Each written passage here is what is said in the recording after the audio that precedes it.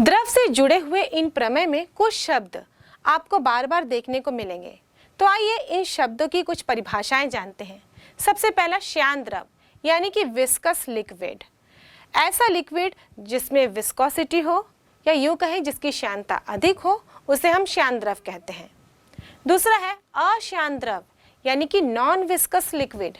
ऐसा लिक्विड जिसमें viscosity zero हो, श्यानता गुणांक जिसका जीरो हो, उसे हम अश्यान द्रव कहते हैं। नेक्स्ट है असंपीड्य द्रव यानी कि इनकम्प्रेसिबल लिक्विड। ऐसा द्रव जिस पर बल लगाने से उसके आयतन और घनत्व में परिवर्तन नहीं होता उसे हम असंपीड्य द्रव यानी कि इनकम्प्रेसिबल लिक्विड कहते हैं।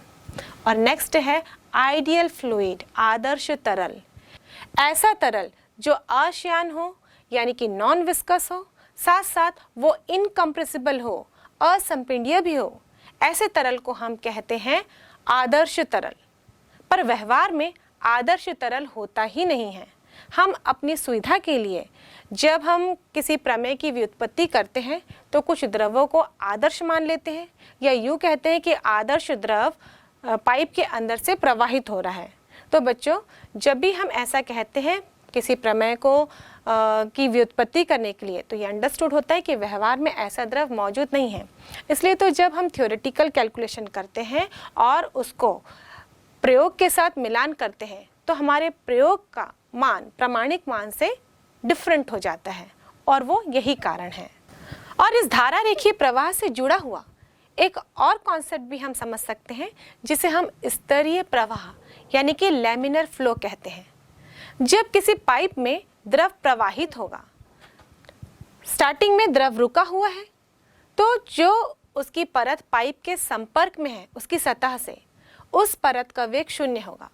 और जैसे ही ये द्रव प्रवाहित होना शुरू होता है तो इन परतों को यदि हम अक्ष की ओर जाते हुए देखें तो जो परत इस पाइप के संपर्क में है उसका वेग 0 है, और हम अक्ष की ओर अंदर की ओर बढ़ रहे हैं तो हम देखते हैं कि इसका वेग धीरे धीरे बढ़ते जाता है। और इस प्रकार जब कोई द्रव इस पाइप के अंदर प्रवाहित होता है तो हम देखते हैं कि इसका पथ इस तरह से हो जाता है। हम इसके वेलोसिटी प्रोफाइल को देखें तो या तो वो वक्राकार होगी यदि हम कोई श्यान द्रव लेते हैं, कि श्यान द्रव में अपेक्षिक गति के विरोध करने वाला बल अधिक होता है। तो इस प्रकार हम देखेंगे कि जो बीच वाली परत है वो सबसे अधिक वेग से गति कर रही है, जबकि पाइप के संपर्क वाले जो परत है वो 0 वेग, मतलब अभी उसका वेग हम 0 मान के चले। जब गति करेगा तब भी हम देखेंगे कि यह डिफरेंस बना ही रहता है।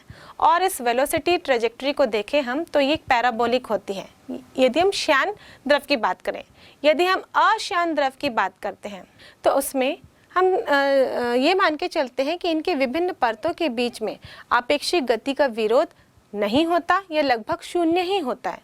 तो इन सभी परतों का वेग एक ही होगा, और इनकी यदि हम वेलोसिटी प्रोफाइल देखें तो ये एक स्ट्रेट लाइन के रूप में होगी। और इस प्रकार के प्रवाह को हम कहते हैं स्तरीय प्रवाह या लैमिनर फ्लो। और बच्चों, ये देखा गया है कि किसी भी द्रव का प्रवाह धारा रेखीय या लैमिनर स्तरीय एक निश्चित वेग से कम होने पर ही होता है, और इस निश्चित वेग को हम कहते हैं क्रांतिक वेग। और बच्चों, यह देखा गया है कि किसी भी द्रव का वेग एक निश्चित वेग से कम हो तभी उसका प्रवाह धारा रेखीय यानी कि स्ट्रीमलाइन या स्तरीय यानी कि लैमिनर होता है, और इस निश्चित वेग को हम क्रांतिक वेग यानी कि क्रिटिकल वेलोसिटी के नाम से जानते हैं। अब द्रव का वेग इस क्रांतिक वेग से बढ़ जाए, उस कंडीशन में किसी निश्चित बिंदु पर वहां से गुजरने वाले सभी कणों का वेग एक समान नहीं होगा, और ये किसी भी आड़े तिरछे मार्ग का गमन करते हुए आगे की ओर प्रवाहित होंगे। और यदि इसकी वेलोसिटी ट्रेजेक्टरी देखें तो इस प्रकार होगी, ये किसी भी दिशा में किसी भी वेग से गमन करने में समर्थ होंगे।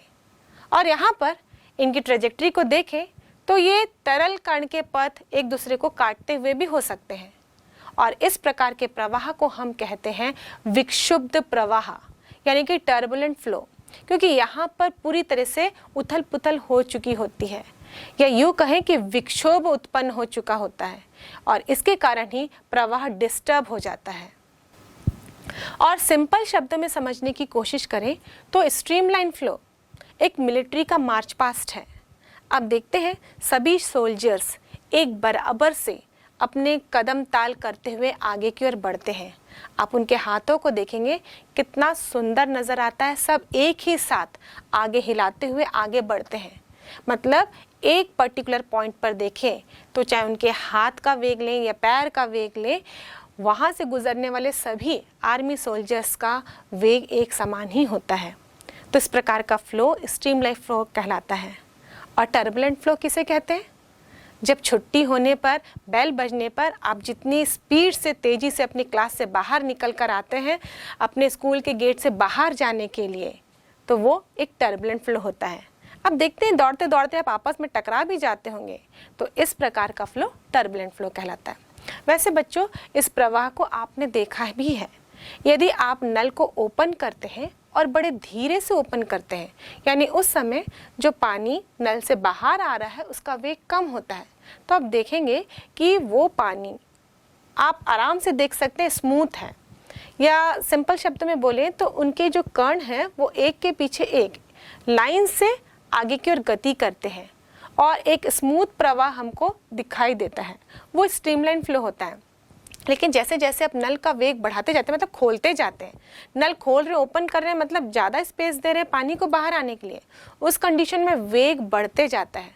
और आप देखेंगे कि आप जब नल को बहुत अधिक खोल देते हैं तो उसके बाद पानी पूरा फैलने लगता है नल से बाहर, तो ये प्रवाह हो जाता है विक्षुब्ध प्रवाह। और आप ये चीज़ नोटिस करेंगे कि एक निश्चित वेग तक ही उसका प्रवाह स्ट्रीमलाइन रहता है, यानी कि धारा रेखीय रहता है, और उसके बाद प्रवाह विक्षुब्ध हो जाता है। अब हम धारा रेखीय प्रवाह और विक्षुब्ध प्रवाह में अंतर स्पष्ट करते हैं। धारा रेखीय प्रवाह, विक्षुब्ध प्रवाह। इस प्रवाह में किसी बिंदु से गुजरने वाले प्रत्येक कण का वेग वही रहता है और प्रत्येक कण आगे जाने वाले कण का पथ अनुगामी होता है। इस प्रवाह में किसी बिंदु से गुजरने वाले प्रत्येक कण का वेग भिन्न भिन्न हो सकता है। इस प्रवाह में कण का वेग क्रांतिक वेग से कम अथवा बराबर होता है। इसमें कण का वेग क्रांतिक वेग से अधिक होता है। इस प्रवाह में कणों का वेग सरल रेखीय या वक्रीय हो सकता है। कणों का मार्ग अनियमित एवं टेढ़ा मेढ़ा होता है। प्रत्येक बिंदु पर तरल का दाब तथा घनत्व नियत रहते हैं। प्रत्येक बिंदु पर तरल का दाब और घनत्व भिन्न भिन्न हो सकते हैं। वैसे बच्चों, वैज्ञानिक रेनॉल्ड्स ने धारा रेखीय प्रवाह और विक्षुब्ध प्रवाह को बताने के लिए एक संख्या भी बताई। इस संख्या को हम उनके नाम के आधार पर रेनॉल्ड्स संख्या यानी रेनॉल्ड्स नंबर के नाम से जानते हैं। उन्होंने एक क्वांटिटी दे दी, एक नंबर डिसाइड कर दिया और उस नंबर के आधार पर हम ये जान लेते हैं कि किसी भी पाइप में प्रवाहित होते हुए द्रव का प्रवाह टर्बुलेंट होगा या स्ट्रीमलाइन होगा। इस संख्या को ज्ञात करने के लिए उन्होंने ये सूत्र दिया, RE यानी कि रेनॉल्ड्स संख्या, इन्होंने RE से प्रदर्शित किया, बराबर रो V D अपॉन ईटा, जहाँ रो द्रव का घनत्व है, V तरल के प्रवाह की दर है, D यहाँ पर पाइप का व्यास है और ईटा तरल का श्यानता गुणांक। और इस आधार पर उन्होंने कैलकुलेशन किए और एक संख्या को प्राप्त किया। यदि रेनॉल्ड्स संख्या का मान 1000 से कम आता है, इसका मतलब पाइप में प्रवाहित होते हुए द्रव का प्रवाह स्ट्रीमलाइन होगा, धारा रेखीय होगा, या यूं कहे स्तरीय होगा।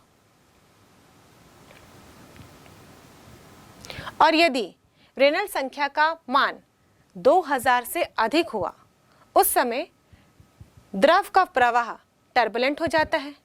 और रेनॉल्ड्स संख्या का मान 1000 और 2000 के बीच में वेरी कर रहा हो, तो उस स्थिति में द्रव का प्रवाह अनएक्सपेक्टेड होता है, वो धारा रेखीय से विक्षुब्ध की ओर भी बढ़ सकता है या विक्षुब्ध से वो धारा रेखीय भी हो सकता है। तो इस प्रकार हम रेनॉल्ड संख्या के आधार पर किसी भी पाइप में प्रवाहित होते हुए द्रव की प्रवाह को भी बता सकते हैं।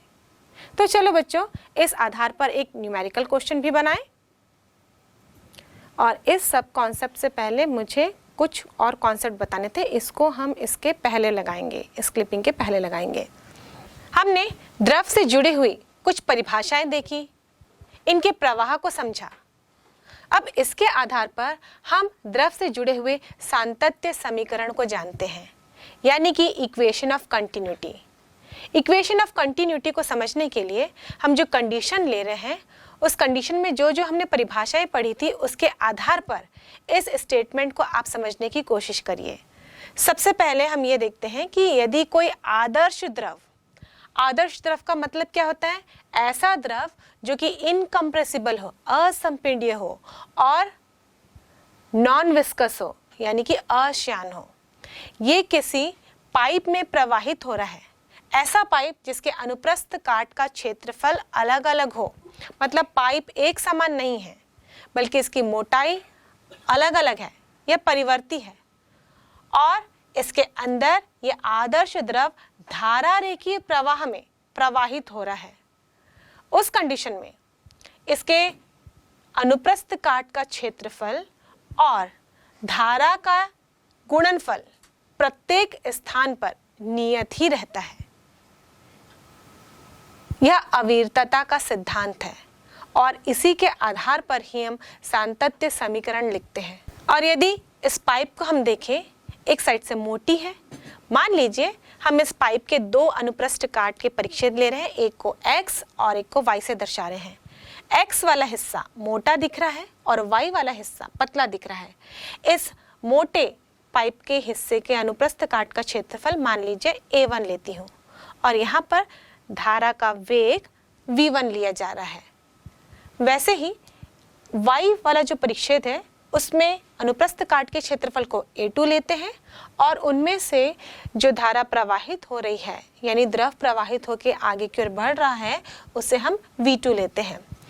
तो सातत्य समीकरण इस प्रकार लिखा जाता है, a इंटू v, यानी product of area and velocity, क्षेत्रफल और वेग का गुणनफल हमेशा नियत रहेगा। इसका मतलब मोटी वाले पाइप में वेग कम होगा, जबकि पतले वाले क्रॉस सेक्शन एरिया में देखेंगे तो वहां पर वेग अधिक होगा। ये क्षेत्रफल और वेग का गुणनफल नियत है। इसका क्या मतलब निकलता है कि क्षेत्रफल और वेग का संबंध एक दूसरे के साथ व्युत्क्रमानुपाती है, यानी क्षेत्रफल अधिक होगा, यानी मोटी वाली पाइप होगी, वहां पर वेग कम होगा। और इस चीज को आपने एक्सपीरियंस भी किया होगा। आप में से बहुत ऐसे हैं जिन्हें गार्डनिंग का शौक होगा। यदि आप गार्डनिंग करते होंगे तो आप पाइप से पौधों को पानी भी देते हैं, और जब आप पाइप से पौधों को पानी देते हैं तो आपने देखा होगा, यदि आप पाइप से केवल पानी को आराम से जाने दें तो पानी एक मोटी धार के रूप में बाहर निकलता है, जितने पाइप का क्रॉस सेक्शन एरिया है। कभी हम क्या करते हैं, पानी को बहुत दूर तक भेजना हो तो हम पाइप के सामने अपनी उंगली रख देते हैं, पाइप के आधे हिस्से को हम छुपा देते हैं। आधे हिस्से को छुपाने मतलब पाइप का क्रॉस सेक्शन एरिया हम कम कर रहे हैं। उस कंडीशन में आप देखते हो कि उसके अंदर से जो पानी बाहर आ रहा है उसका वेग बहुत अधिक हो जाता है, तभी तो वो दूर तक जाता है। तो इस प्रकार हम प्रिंसिपल ऑफ कंटिन्यूटी को अपने दैनिक जीवन में भी इस्तेमाल करते हैं।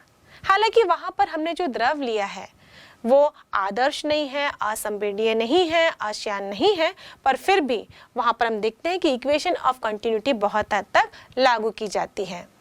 तो आइए बच्चों, इस इक्वेशन ऑफ कंटिन्यूटी को हम डिराइव करते हैं। अब यहाँ पर हमने दो परिच्छेद लिए हैं, x और y। x का क्षेत्रफल a1 है, y का क्षेत्रफल a2।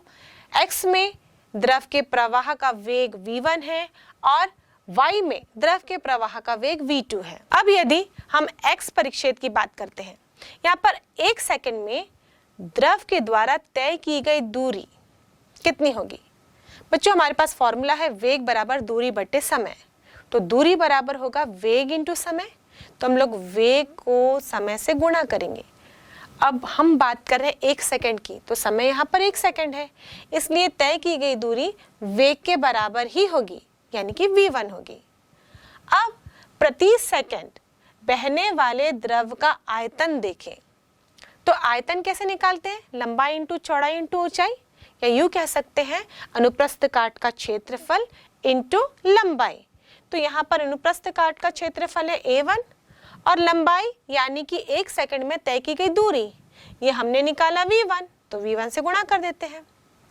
अब इसी परिच्छेद में इस नली के अंदर प्रवाहित होने वाले द्रव का द्रव्यमान ज्ञात करेंगे। द्रव्यमान होता है आयतन इंटू घनत्व। मान लीजिए जो द्रव इस नली में प्रवाहित हो रहा है उसका घनत्व हम रो ले रहे हैं। अब हमको इस घनत्व को आयतन से गुणा करना है, तब हमें द्रव्यमान प्राप्त हो जाएगा। तो हम लिखेंगे a1 v1 इंटू रो।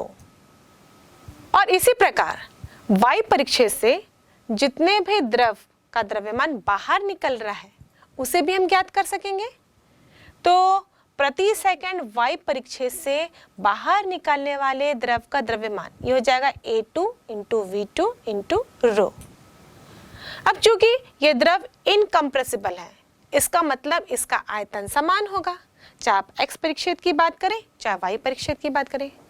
तो प्रति सेकंड जितना द्रव x परिच्छेद से अंदर हो रहा है नली के, उतना ही द्रव प्रति सेकंड y परिच्छेद से बाहर निकलेगा। इन दोनों आयतन को हम बराबर करते हैं, तो हमें मिलेगा a1 v1 rho equal to a2 v2 into rho. दोनों पक्षों से रो कैंसिल हो जाएगा, तो हमें मिलेगा a1 v1 equal to a2 v2। और यहां से हम देखें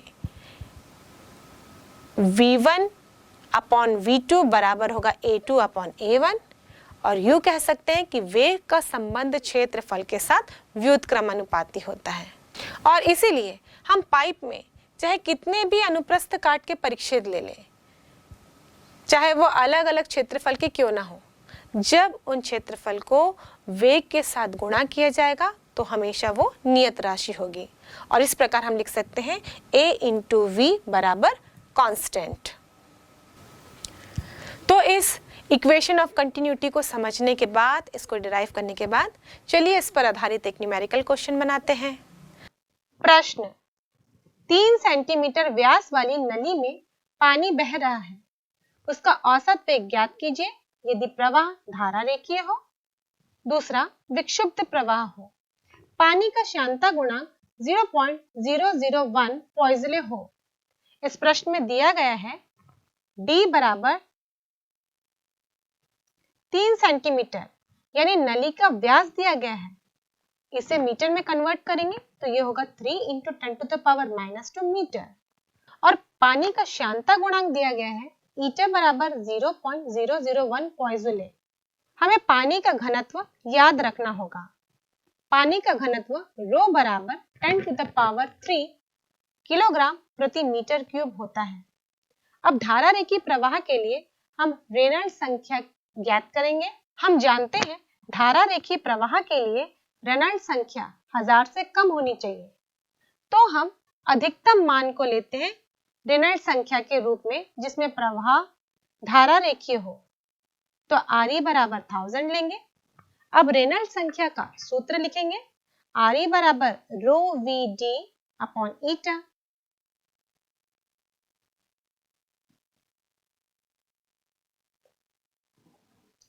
और यहां से हम वेग बराबर लिखेंगे RE into eta upon rho D.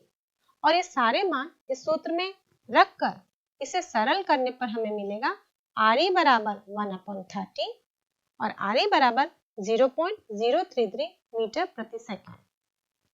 अब हम पानी का औसत वेग ज्ञात करेंगे जब प्रवाह विक्षुब्ध हो। विक्षुब्ध प्रवाह के लिए न्यूनतम लिमिट होती है 2000, क्योंकि 2000 से अधिक रेनॉल्ड्स संख्या के लिए प्रवाह विक्षुब्ध होता है, इसलिए हम RE बराबर 2000 लिखेंगे और यह मान रेनॉल्ड्स संख्या के सूत्र पे रखेंगे। सूत्र अनुसार RE बराबर रो वी डी अपॉन ईटा है, तो V बराबर होगा RE eta upon rho D, और ये सारे मान इस सूत्र में रखने पर, इन्हें सरल करने पर हमें मिलेगा 2/30 यानी 0.067 मीटर प्रति। प्रश्न, एक असमान परिच्छेद वाली क्षैतिज नली में कोई द्रव प्रवाहित हो रहा है। किसी स्थान पर नली की त्रिज्या 0.5 सेंटीमीटर तथा द्रव के बहने का वेग 25 सेंटीमीटर प्रति सेकंड है। उस स्थान पर जहां नली की त्रिज्या 2 सेंटीमीटर है, द्रव के बहने का वेग क्या होगा? इस प्रश्न में दिया गया है R1 बराबर 0.5 सेंटीमीटर, V1 बराबर 25 सेंटीमीटर प्रति सेकंड और R2 बराबर 2 सेंटीमीटर। अब इक्वेशन ऑफ कंटिन्यूटी से हमें मालूम है A1 V1 बराबर A2 V2 होता है। चूंकि नली के अनुप्रस्थ काट का क्षेत्रफल एक वृत्त के क्षेत्रफल के बराबर होगा, इसलिए हम यहाँ पर लिखेंगे pi R1 square into V1 equal to pi R2 square into V2, और यहाँ से V2 बराबर होगा V1 ब्रैकेट के अंदर R1 अपॉन R2 का होल स्क्वायर। अब इस समीकरण में हम सारे मान को रख देते हैं और इसे हल करते हैं, तो हमें प्राप्त होगा 25 ब्रैकेट के अंदर 0.5 अपॉन 2 का होल स्क्वायर, और सॉल्व करने पर हमें मिलेगा 25 अपॉन 16 यानी कि 1.5 सेंटीमीटर प्रति सेकंड। अब हम देखते हैं कि किसी भी प्रवाहित होते द्रव में कौन कौन सी ऊर्जाएं होती हैं। यदि द्रव प्रवाहित हो रहा है, मतलब एक स्थान से दूसरे स्थान में गमन कर रहा है, इसका मतलब तो कंफर्म है उस द्रव में गतिज ऊर्जा होगी। तो सबसे पहले हम गतिज ऊर्जा के बारे में चर्चा करेंगे। यदि द्रव का द्रव्यमान m है और ये v वेग से प्रवाहित हो रहा है, तो इसकी गतिज ऊर्जा का सूत्र होगा हाफ mv स्क्वायर। और एकांक द्रव्यमान के लिए गतिज ऊर्जा यदि हम कैलकुलेट करें, तो इसे हम m से यानी इसके द्रव्यमान से भाग देंगे, तो हो जाएगा हाफ v स्क्वायर। और प्रति एकांक आयतन के लिए गतिज ऊर्जा का सूत्र देखें तो ये होगा half mv square upon v, जहां v आयतन है, ये स्मॉल लेटर v वेग है, जबकि कैपिटल लेटर v इस द्रव का आयतन है। और द्रव्यमान बटे आयतन होता है घनत्व, तो हम लिख सकते हैं हाफ रो v स्क्वायर, जहां रो द्रव का घनत्व है। अब इसी गतिज ऊर्जा को प्रति एकांक भार के लिए ज्ञात करें, तो इसे हम एक नया नाम देते हैं, इसे हम वेग शीर्ष कह के पुकारते हैं, और इंग्लिश में वेलोसिटी हेड। तो जो गतिज ऊर्जा का फॉर्मूला में मिला है हाफ mv स्क्वायर, इसे हम भार से भाग देंगे, और भार बराबर होता है द्रव्यमान इंटू त्वरण। तो हम द्रव्यमान मतलब m लेंगे, त्वरण यहाँ पे गुरुत्वीय त्वरण होगा, तो mg से भाग देंगे, यहाँ से m और m कैंसिल हो जाएगा, तो गतिज ऊर्जा का सूत्र होगा half v square upon g। अब मान लीजिए ये द्रव किसी ऊंचाई में प्रवाहित हो रहा है, तो इसकी ऊंचाई के कारण इसमें स्थितिज ऊर्जा भी होगी, और स्थितिज ऊर्जा पृथ्वी की सतह से ऊंचाई पर निर्भर करती है। मान लीजिए ये ऊंचाई हम h ले रहे हैं, तो द्रव की स्थितिज ऊर्जा होगी mgh, जहां m द्रव का द्रव्यमान है, g गुरुत्वीय त्वरण और h पृथ्वी की सतह से ऊंचाई। अब स्थितिज ऊर्जा को यदि हम प्रति एकांक द्रव्यमान में कैलकुलेट करें, तो ये होगा mgh अपॉन m से भाग दे रहे हैं, तो बचेगा gh। और स्थितिज ऊर्जा यदि हम प्रति एकांक आयतन में ज्ञात करें, तो mgh को हम कैपिटल V से भाग देंगे, द्रव्यमान बटे आयतन, ये हो जाता है घनत्व, तो हम लिखेंगे रो gh। और यदि स्थितिज ऊर्जा को हमें प्रति एकांक भार के लिए ज्ञात करना हो, तो इसे हम एक नया नाम देते हैं, इसे गुरुत्व शीर्ष ग्रेविटेशनल हेड या फिर स्थैतिक शीर्ष यानी स्टैटिक हेड के नाम से पुकारते हैं। तो अब हम जो स्थितिज ऊर्जा थी उसको भार से भाग दे देंगे यानी mg से, तो यहाँ पर बचेगा केवल h। तो ये स्टैटिक हेड का सूत्र हुआ। अब बच्चों, द्रव को प्रवाहित होने के लिए दाब की आवश्यकता होती है। जब हम दाब लगाते हैं तो द्रव प्रवाहित होता है। और दूसरे शब्द में यूं कह सकते हैं, दाब ऊर्जा वह ऊर्जा है जो किसी भी द्रव को प्रवाहित करने के लिए किए गए कार्य के बराबर होती है। क्योंकि द्रव ऐसे ही प्रवाहित नहीं होती, उसको प्रवाहित करने के लिए दाब के द्वारा कार्य किया जाता है। तो इस प्रकार यदि हमको दाब ऊर्जा ज्ञात करनी हो तो दाब ऊर्जा के द्वारा किए गए कार्य की गणना करेंगे। और कार्य का फॉर्मूला हमको मालूम है, कार्य बराबर बल इंटू विस्थापन। अब हम बल का कैलकुलेशन कर लेते हैं। हम जानते हैं दाब बराबर बल बटे क्षेत्रफल, तो बल बराबर होगा दाब इंटू क्षेत्रफल। मान लीजिए इस तरल का दाब P है, तो हम उसे P से डिनोट करेंगे, और क्षेत्रफल हमने पाइप का मान लीजिए A लिया है, और इसमें विस्थापन जो भी हो रहा होगा, मान लीजिए x विस्थापन हो रहा होगा, उसे हम x लिख देते हैं। अब ये क्षेत्रफल इंटू विस्थापन, विस्थापन मतलब तय की गई दूरी, ये बताता है आयतन। तो हम यहाँ पर लिख सकते हैं P इंटू V, यानी कि दाब इंटू आयतन। ये दाब ऊर्जा को प्रदर्शित करता है। और दाब ऊर्जा यदि हम प्रति एकांक द्रव्यमान के लिए ज्ञात करें तो हम इसे m से भाग दे देंगे, और P अपॉन m होगा 1 अपॉन रो, क्योंकि घनत्व बराबर होता है द्रव्यमान बटे आयतन। और यदि हम आयतन बटे द्रव्यमान लिख रहे हैं तो वो 1 बटे घनत्व के बराबर होगा। इसलिए प्रति एकांक द्रव्यमान के लिए दाब ऊर्जा होगी P अपॉन रो। अब प्रति एकांक आयतन के लिए दाब ऊर्जा ज्ञात करेंगे, इसे आयतन से भाग दे देंगे तो हमारे पास बचेगा केवल P। ये प्रति एकांक आयतन की दाब ऊर्जा है। और इस दाब ऊर्जा को प्रति एकांक भार के लिए जब कैलकुलेट करते हैं तो इसे हम एक नया नाम देते हैं, इसे दाब शीर्ष कहते हैं, प्रेशर हेड। तो दाब ऊर्जा PV को mg से भाग दे देती हूँ। अब V अपॉन m हो जाएगा 1 अपॉन रो, तो दाब शीर्ष बराबर मिलेगा P अपॉन रो G। इस प्रकार हमने किसी भी पाइप में प्रवाहित होने वाली द्रव के लिए तीनों प्रकार की ऊर्जाओं का समीकरण देखा, और इस ऊर्जा के समीकरण को हम अलग अलग स्थिति में देखते आए। कभी प्रति एकांक आयतन के लिए देखे, द्रव्यमान के लिए देखे, या फिर प्रति एकांक भार के लिए देखे, क्योंकि अलग अलग स्थिति में अलग अलग फॉर्मूले का इस्तेमाल किया जाता है। तो चलिए बच्चों, इस पर आधारित एक न्यूमेरिकल क्वेश्चन बनाते हैं।